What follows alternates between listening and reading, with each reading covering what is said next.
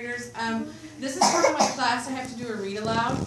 So I chose from Mrs. Delaney's books, Nouns and Verbs Have a Field Day.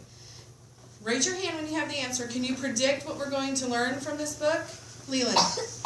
We're going to learn about nouns and verbs. All right, correct. I'm going to read this to you. Nouns and verbs have a field day.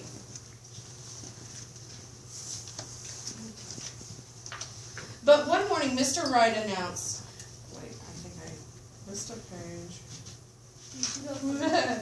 Each day in Mr. Wright's classroom, the kids searched the room for nouns and verbs. Nouns are names for people, places, and things. Always reach for the stars. Verbs are where the action is. The cow jumped over the moon. Who can find the most nouns? Who can find the most verbs? But one morning, Mr. Wright announced, "No time for nouns and verbs today. It's field day." "Hooray!" shouted the kids, and they raced outside. The doors slammed behind them, leaving the nouns and verbs all aflutter. The words fell sentenced to a long, boring day without the kids. What's field day, they wondered. "Look," said the verb. "Window," said a noun. The words looked out the window and saw the kids on the playground. "Run, jump, hop, throw," said the verbs. "Play." "Games, races, contests," said the nouns. "Listen," said a verb. They heard kids whooping and hollering and laughing. "Fun," said a noun. The nouns and verbs wanted to play too. They wanted to have as much fun as the kids. So they decided to have their own field day. "Teams, pairs," said some nouns. "Choose," said a verb. When they picked teams, the noun chose other nouns. Desk, crayon, book, and eraser insisted on being together. Cookies and milk paired up. So did the paper and pencil. Glues, markers, and tape are stuck together. Verbs wanted to be with the other verbs. Push, pull, yank, and tow said they belonged together. Hop, skip, and jump chose one another. Shout wanted to be with cheer. Throw and catch refused to be separated. So did chew and eat. "We have so much in common," custodian, caterpillar, and wastebasket. Long nouns were happiest with other long nouns. Pronouns stayed together waiting their turn. Proper nouns made sure their team names started with capital letters. United States of America were the proper nouns, and no one could be prouder. Also, Mr. Wright's a proper noun. Finally, the leader shouted, "Get ready, get set, go."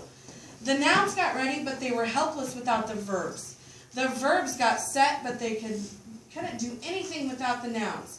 The nouns and verbs stared at one another. More than ever, they felt sentenced to a long, boring day without the kids. They were frustrated and sad and mad. I'm going to pause. We're at the middle of the book, but can anybody recall what a noun is? Like Something like you can do.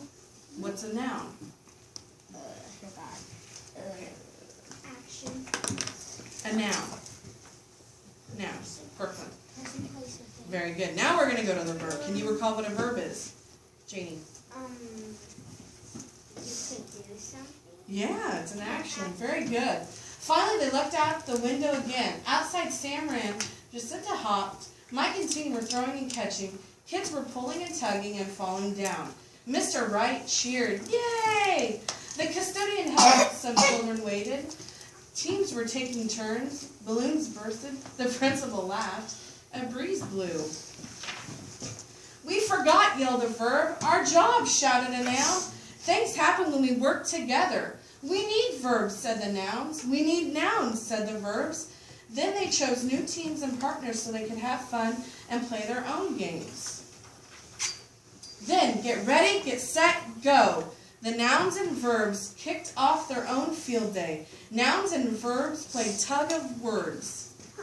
"I am a strong verb. Choose me. You can depend on me." Nouns and verbs, we have eat, kick. They played hide and seek. Simon says, "Spin around." Simon says, "Jump." Nouns and verbs played Simon Says. Kiss the fish. Nouns chose partners for the three-legged race. Then the new compound nouns teamed up with verbs. "We need you." Nouns acted out verbs for the others to guess. Finally, they decided to show Mr. Wright's class how much fun nouns and verbs could be. They made up new games for the kids. They scrambled and juggled and twisted. They laughed themselves silly. Then, when Mr. Wright's class came back, the kids couldn't believe their eyes. Wow, they said, nouns and verbs moved around. Mr. Wright looked puzzled. I forgot to close the window. It must have been the breeze. But when Mr. Wright and his kids noticed the message on the board, they couldn't wait to have a different kind of field day, playing around with nouns and verbs. See this letter? Together as a group, we're going to see if you can assemble the letter by picking out the list of words. So I'm going to read you a list of words. You raise your hand. Deer, and I'm going to pick from caterpillar, balloon, kids, or lunch. Evan. A kid. Kids. And what is that? Children. Yeah, a noun or a verb? It's a noun. Now, we're going to choose a verb from the list. Eat, play, erase, or write. Eat. Okay. Now, the last one we're going to pick is a noun. Wastebasket, fruit cup, bathroom, or friends. Estrella. Want some help? Friends? You said friends? Okay, so our letter that we composed together is Dear Kids, you can eat around with verbs and nouns, your friends. So, thank you, second graders, for letting me read. I appreciate it. Dear Beth.